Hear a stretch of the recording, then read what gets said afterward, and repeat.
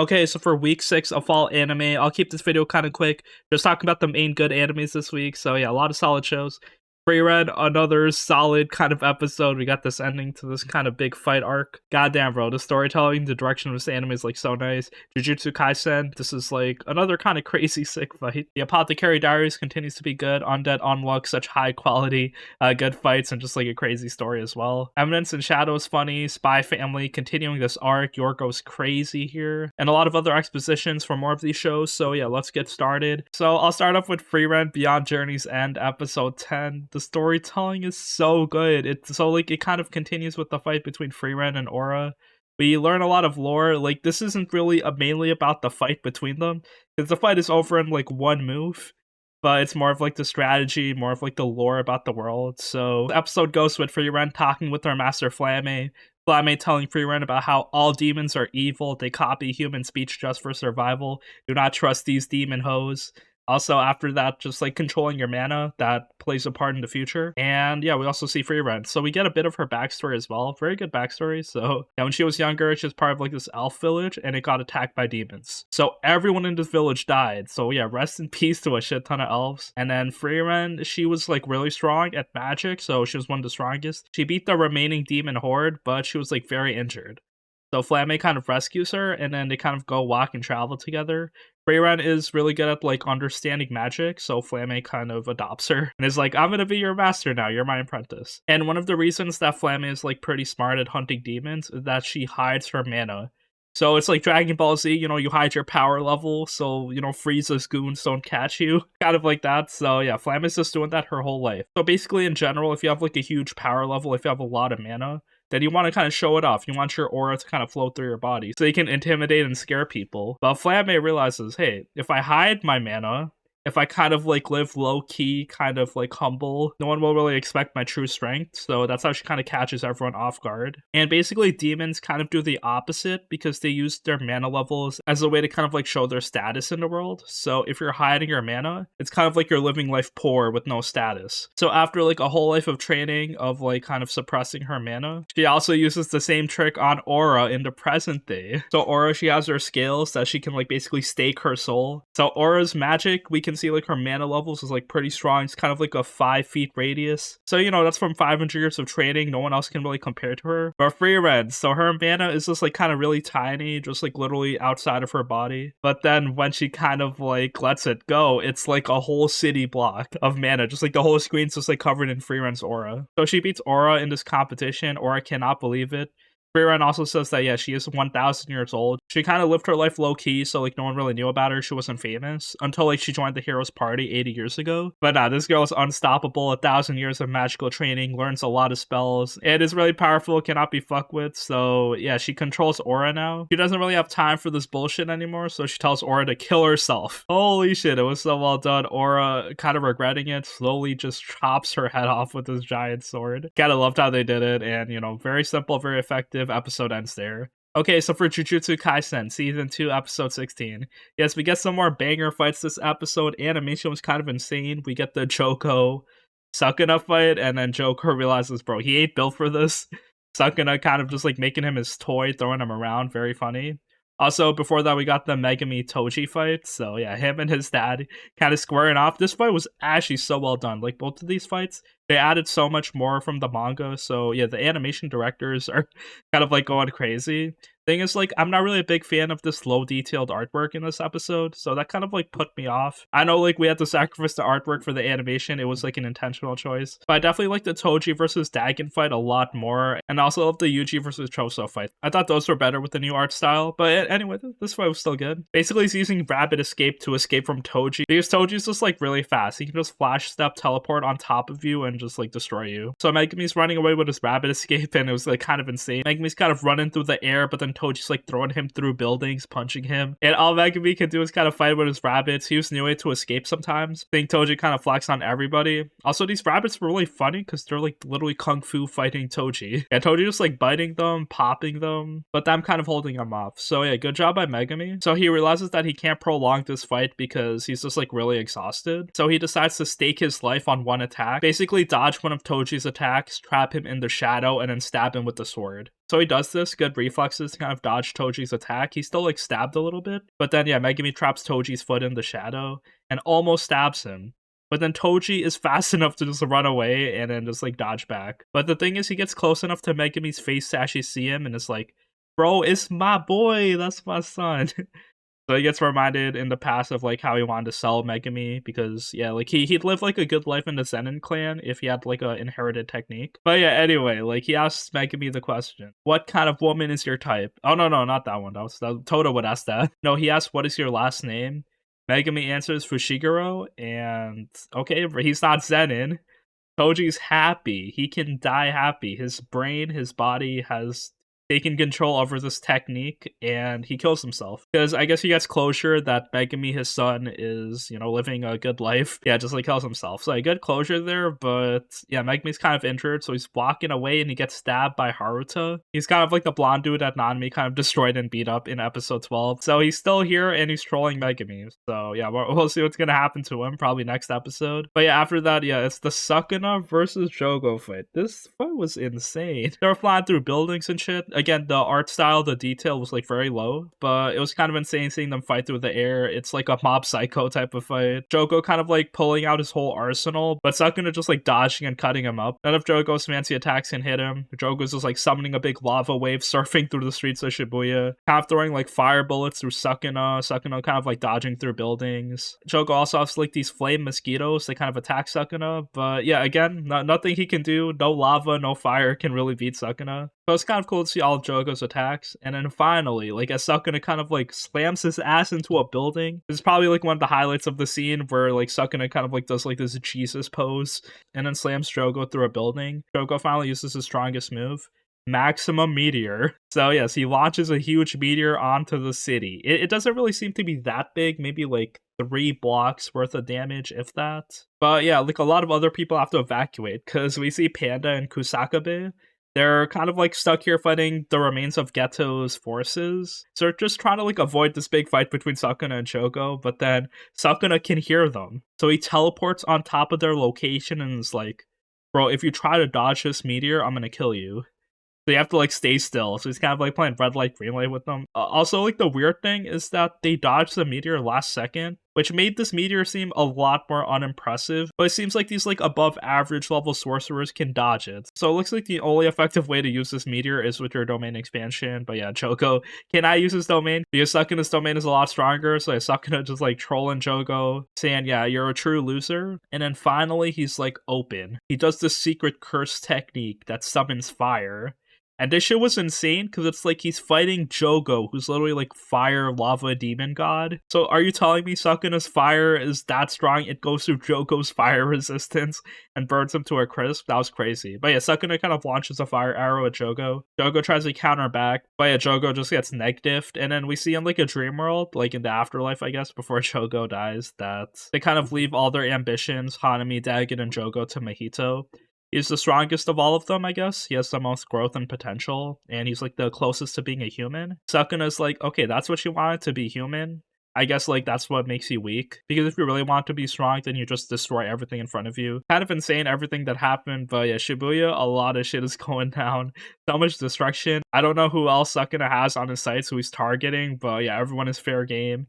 Jogo burns to a crisp. Toji killed himself, but now it looks like Megumi's also dead. And yeah, we get a preview for the next episode where like this giant big white monster is walking in. Yeah, again, looks like another OP character that it cannot be fucked with, so we just gotta see. But yeah, the second part of the Shibuya incident, so much shit is heating up, like Toji just returning, people doing their domain expansions, maximum techniques, so many crazy fights, and there seems to be no breathing room, so there's probably a lot more fights coming in the future. Alright, so for Spy Family Season 2, Episode 6, funny episode, cool, badass showcase with Yor. She's kind of like trying to bodyguard these guys. The Grey family on this cruise, wearing her kind of like cute black assassin dress while like trying to protect the people. So yeah, we realized that like the whole ship is kind of bugged, so Yor and the wife's conversation was heard. And basically the enemies know their location. So Yor's kind of doing her best trying to protect the family. She kind of like throws this knife at a guy through the door, literally kills him. Yor killed a lot of people. A lot of people are dying and just literally being thrown out the boat.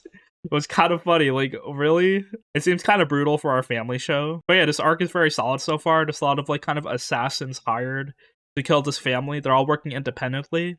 And basically, they gotta keep, like, their identity secret. They have to make sure that the ship doesn't turn around, or else the Mafia family won't be able to, like, go to the next checkpoint. So it's pretty much you're dispatching these enemies very quickly, very quietly. She kind of basically knocks them out with her brute strength, just, like, throwing stuff, crushing their hands, hitting their heads. So everyone's kind of, like, defeated by Yor so far, but there's, like, a lot more villains showing up. I think the main one is Sickle and Chain Barnaby, so he seems to be kind of strong, like this big dude with the whole chain ability. Yor could barely sense his killing instinct, so yeah, she realizes that this dude is strong. Also, Anya has a big mission on this ship, so she has to make sure that Lloyd doesn't see Yor fighting. So basically they're on like the same floor right now. She's kind of like giving him mixed signals like, oh, I want this thing, I don't want this anymore, showing him disgusted faces. Lloyd kind of thinks he's a failure of a father because he can't like tell what Anya's thinking. He can't help her tragic past and her mood swings, so he's trying to like make her happy. So basically they're kind of stuck in the souvenir shop while Lloyd's in the changing room. While Yor's gonna fight this big boss, so we'll see what's gonna happen, but very funny episode. Alright, so for the Eminence and Shadow Season 2, Episode 6. Yes, I thought John Smith was a menace last week, but this week, bro, he's literally fighting like the top agents of Shadow Garden, all the top girls. He kind of like beats them up so easily. They're kind of surprised, but they instantly realize that this dude is Shadow. So yeah, first Delta fights Shadow. She's kind of like the wolf hunter girl. And yeah, she's just like really strong and vicious, but yeah, Shadow kind of tires her up, but she smells him. So yeah, this was good. She realizes, yo, this is her master. And since she's really stupid, she doesn't realize like the consequences of what Shadow's doing. Or I guess no one really cares because, you know, Shadow, everything he does is right, so it doesn't really matter. Anyway, Delta kind of hugs him. Shadow's like, yeah, I got a secret mission for you. Just don't mention this to Alpha. Don't worry about it. So yeah, he kind of like tells Delta to go to like the Lawless City, attack the Juggernaut. And then yeah, she kind of walks away there. The thing is, the rest of Shadow Garden are clueless. They think John Smith murdered Delta, and they're just like, oh shit, a top member is dead? That has serious consequences. So Alpha kind of comes in to handle matters herself. Are you serious? Alpha's doing work right now. It's kind of nuts. So yeah, that was kind of like the last fight in this episode. Alpha instantly realizes that this is Shadow as she attacks him on the train. But then John Smith, since he can't really fool her, he's like just saying vague things like, this is part of my duty. Once it's over, you'll understand. Stuff like that. Alpha's like, I want to be with you. I want to help and support you. I won't drag you down. So it's kind of sad because Alpha thinks she's useless to Shadow right now, which is like her whole life goal is just gone. So literally Shadow just traumatizing these girls. It's kind of sad, but very funny as well. So yeah, John Smith defeated 2 high-ranking members of Shadow Garden. I feel like if he fights with Gamma, she would be his best matchup because they're both kind of like clueless and unaware. But yeah, basically Shadow's doing his counterfeit money plan, like stuff is going on. Also after that, we see Princess Alexia. She's kind of becoming more independent. She's studying on her own, kind of learning more, so her sister's a bit jealous of her, I think, because I guess Alexia has more life purpose now. Also, after that, there's, like, the white-haired fox lady, so she tells us about her own backstory, and how, like, her husband kind of, like, murdered everyone because he was part of, like, the Diabolos clan. So yeah, she's going to take revenge on him. I think he seems to be the main villain of this arc too. I mean, I guess John Smith is the villain because he's literally like destroying the economy. But yeah, this anime's so funny. You're really loving this arc. Okay, so for the Apothecary Diaries episode 6, the party kind of continues. Mao, she's getting a lot of these pins like put on her. So I guess all these dudes are kind of offering her their favors. So yeah, she's very popular. I guess, you know, very strong, expert medic, doctor with like a tough attitude. Like everyone kind of likes her. We see, like, there's some infighting with some of, like, the concubines, but it's pretty solid so far. A big lore drop we got is that there's, like, this little kind of lolly prostitute, like, 14 years old. Her name is Leishu. At 9 years old, she was the consort for the father of the emperor. But then, like, since the father died, she became the consort for the real emperor. She's also competing with all these other people. I think, like, her and Ado, their families have this, like, little rivalry. Also, she's allergic to fish, so yeah, all that's kind of interesting. I think the main thing here so far, as everyone's, like, testing the food, Mao, she swallows poison. The soup is poison. And instead of like hating it, having an adverse reaction, she's just like, bro, this poison is lit. Let me drink that more. Let me feel that sensation in my body. So yeah, she's getting like hot just like drinking this poison. She kind of like announces it, just like washes her mouth and everything. But basically there's some questions here because the soup was poisoned, but it was actually mixed up. It wasn't meant for a Gyokyo-sama. I think it was meant for Lishu. the little girl. So yeah, someone's targeting her for some reason. But yeah, Mao Mao kind of like doing things, teaching people. Everyone's impressed on her skills. And yeah, she seems to know things. She picks up a lot of small details. So Jinshi just wants to know more about her, just wants to talk to her. But Mao Mao, she just wants to do her own thing, so she kind of walks away after everything. There still seems to be a culprit that's like communicating with these like colored fires. So yeah, we just gotta see, but Mao Mao, she just continues to impress every week. Alright, so for Undead Unluck episode 6, bro, this anime is so good, high quality, just love watching it every week.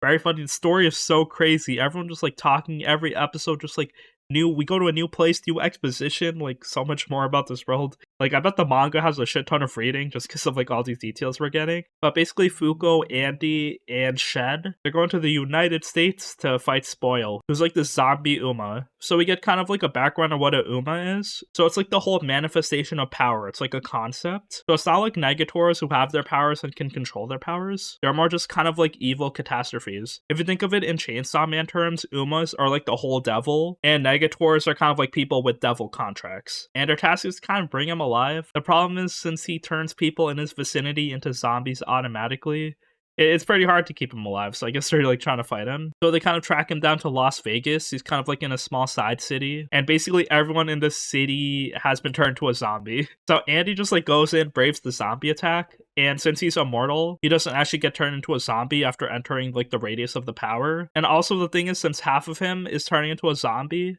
he can actually communicate with the zombies. They speak the same language now. So he kind of befriends one of the girl zombies and marries her, because like that was her dream. And then once he marries her, she kind of like tells him where the zombie body is. And then she also tells him to kill him and also kill all the other zombies to free them from the curse. So basically, yeah, this anime is so funny. Andy's cheating on Fuko, but she kind of gives him his blessing to get married to her. We also see that there's like these little kids in the city that haven't turned into zombies yet. They're living underground. So Fuko, with her sense of justice, she kind of like goes chases after them, tries to rescue them. They kind of don't trust her because they think like, oh, they're gonna kill everybody. So yeah, the little kids are just trying to protect themselves. So Fuko just like jumps into the radius of the zombified zone. So yeah, the problem is they have 1,000 seconds before they turn into a zombie. So yeah, that's basically a bit over 15 minutes. I don't think that's a lot of times. I surely don't want my cast to turn into zombies. Shan also comes in, so yeah, they have to kind of like fix the issue very quickly. We also see that there might be a way to increase the zombie counter though, because all these little kids have like tens of thousands of seconds, so they have a lot more time. So there might be a secret to the zombie power. There's probably gonna be more as like the anime continues.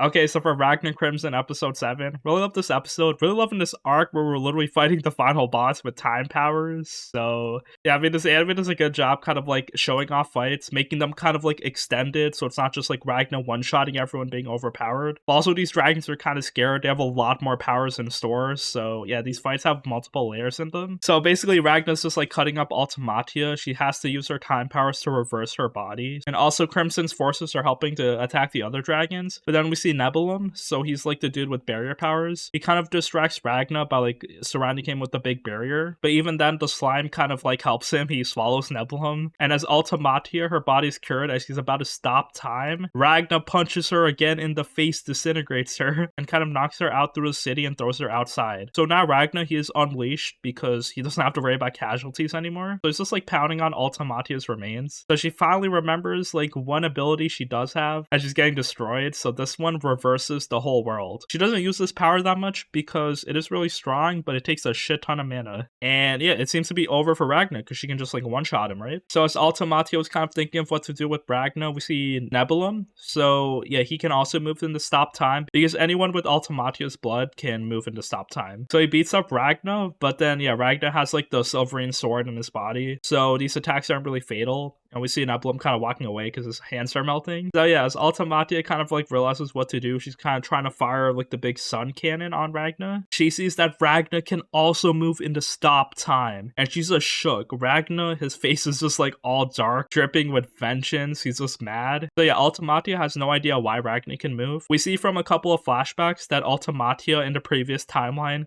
put her blood in Ragna. So he basically moves into stop time and is about to destroy Ultimatia. No one can stop them. She is so scared. Ragna kind of like tells her, oh, you finally feel fear after all the people you've killed. But then she has plot armor because of course she's like the big villain. If we kill her, like the whole conflict is over. So yeah, Ragna overuses power a lot. So yeah, I mean, I guess this makes sense. So basically his body kind of shuts down after using all this power, and it gives Ultimatia and Nebulum time to escape. So yeah, it's pretty rough. I was like, bro, you were so close. But then yeah, Crimson kind of comes in to defend Ragna, and yeah, the fight does continue. But this anime is like very sick. I am up to date with the manga. I finished up like the whole arc, the whole next arc. I'm like so excited for the story because yeah, these fights are kind of insane. These villains have like pretty solid backstories. This one seems to be like another type of like Demon Slayer fun show to watch. The fights are directed pretty well, have good pacing. So yeah, we'll see what's gonna happen next time. Alright, so for Goblin Slayer Season 2, Episode 6, more lore, more world building. So yeah, our team gets ambushed by goblins in the river. The priest, she casts like a protection barrier. So that was like pretty clutch by her. So yeah, all these rocks and stuff aren't really affecting them. And yeah, we see the archer girl kind of like throwing arrows. We see Goblin Slayer kind of giving commands, helping everybody. And a dwarf and priest also do magic to kind of like help save their boats. So yeah, after they defeat the goblins, they're kind of resting and relaxing. It was kind of crazy that like we're going to the elf village, but we can't like escape the goblins. So yeah, they're everywhere. We get a bit of fan service because they're just like relaxing by the lakeside. So yeah, all of them wearing like their kind of swimsuits. And then yeah, eventually they do go to the elf village. I was kind of scared because I thought like, okay, they surely won't design like new characters. It might be too much effort. So maybe like all the elves are just dead. But no, yeah, they're here. So we see the elf girl's brother and sister. And then the sister's kind of like this big high elf. So she's pretty royal and important. And then Goblin Slayer, everyone is like, oh, you're a lot different than I expected. But yeah, basically at the end of this episode, we get some drama. The city's getting attacked, but not by goblins, by elephants, or like these big kind of gray dinosaurs. It looks kind of funny, but yeah, this is interesting because yeah, new monster type we're fighting. I know we fought goblins and trolls. I think we've seen dragons, hobgoblins, other stuff. But yeah, here there's just like this weird unknown fantasy monster. So yeah, I guess it's kind of interesting. We'll see the cast probably work together to beat it. And also we have Dr.Stone New World Part 2, Episode 5. So yeah, the squad is kind of like fighting back. So their goal is for Kurosame to throw the petrifying beam. Because if they can use their drone to catch it, then they just stole the biggest weapon. And none of the islanders can fuck with them anymore. The problem is the village chief, he saw through all of this. He saw Maz's kind of earpiece, and he stole Kohaku's one. So now he could, like, intercept Senku's communications. So now he realizes that Maz is the traitor. And he asks Kurosame to throw, like, a dummy wooden device.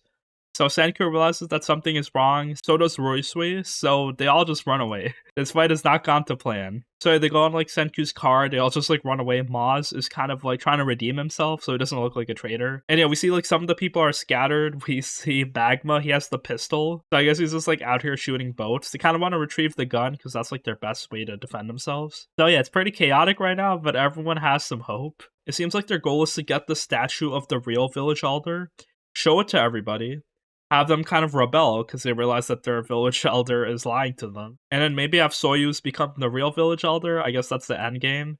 But yeah, there's probably going to be a lot more episodes to come in to kind of like achieve their goal. And yeah, that's it for the animes this week. Thank you for watching. This was a pretty quick episode. I'm watching a lot more animes too, but a lot of them don't have much to talk about. There's like the Shut-In Vampire Princess one, which is kind of cute and inspirational. There's Firefighter Daigo, which is like honestly pretty cool, but a bit serious. There's a lot of isekais, Terra Moon Empire, Returner's Magic, I Got Turned into a Pig, The Kingdoms of Ruin, even Girlfriend, I'm checking it out. There's also Under Ninja. Yeah, this comedy is kind of like insane. There's like definitely surreal, just like dick humor. There's also another time travel anime, 16-bit sensation. So yeah, the animes do continue. Thank you for watching. I will see you next week.